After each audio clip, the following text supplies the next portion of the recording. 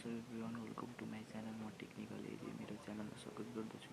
So आज हजुरलाई म सिकाउनेछु यस्तै थम्बनेल बनाउन, जस्तै थम्बनेल बनाउन सिकाउनेछु इन मोबाइलमा। सो मोबाइलबाट थम्बनेल बनाउन हजुरलाई म सिकाउनेछु।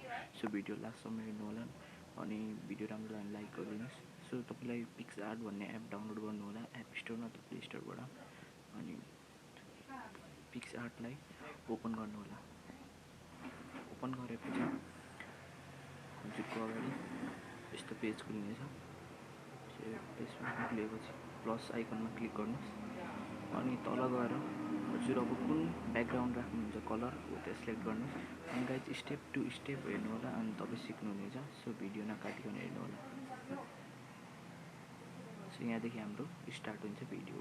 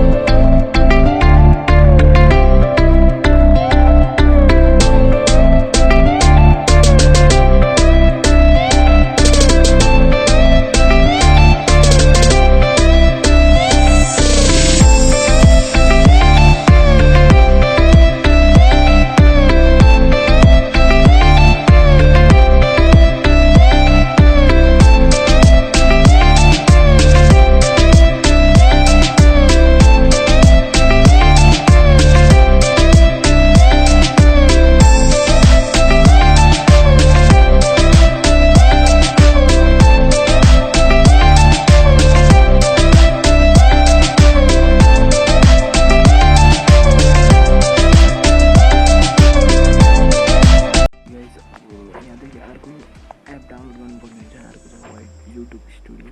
सो यो एप हजुरलाई प्ले स्टोरमा सजिलै भेटिन्छ, यो एप स्टोरबाट पनि पाइन्छ। सो अब तपाईँलाई युट्युब स्टुडियो खोल्नुपर्छ। युट्युब स्टुडियो खोलेपछि हजुरको जुन च्यानल छ त्यसलाई साइन इन गर्नु होला। साइन इन गरेपछि यस्तो पेज आउँछ ड्यासबोर्ड। सो त्यसपछि हजुर ब्याक जानु होला अनि युट्युबमा गएर हजुरको कुन भिडियो अपलोड गर्न आँटेको त्यो भिडियो अपलोड गर्नु होला। सो अब यहाँ तपाईँको टाइटल राख्न सक्नुहुन्छ।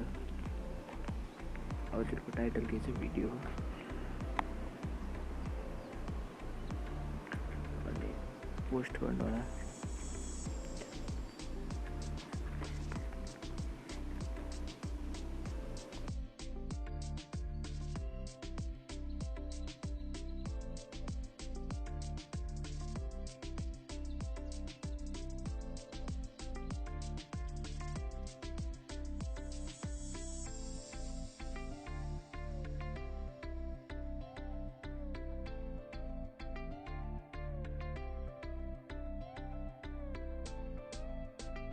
अब तपाईँको भिडियो अपलोड भइसक्यो।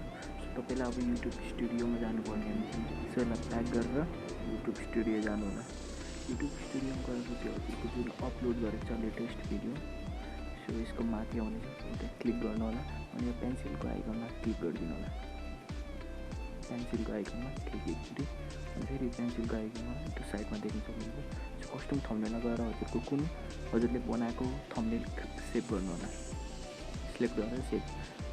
सो त्यसरी देख्न सक्नुहुन्छ हजुरको थम्बनेल भिडियोमा आइसकेको छ। सो तपाईँ यस्तै गरी हजुरको भिडियोमा थम्बनेल हाल्न सक्नुहुन्छ र भ्युज ल्याउन सक्नुहुन्छ। So guys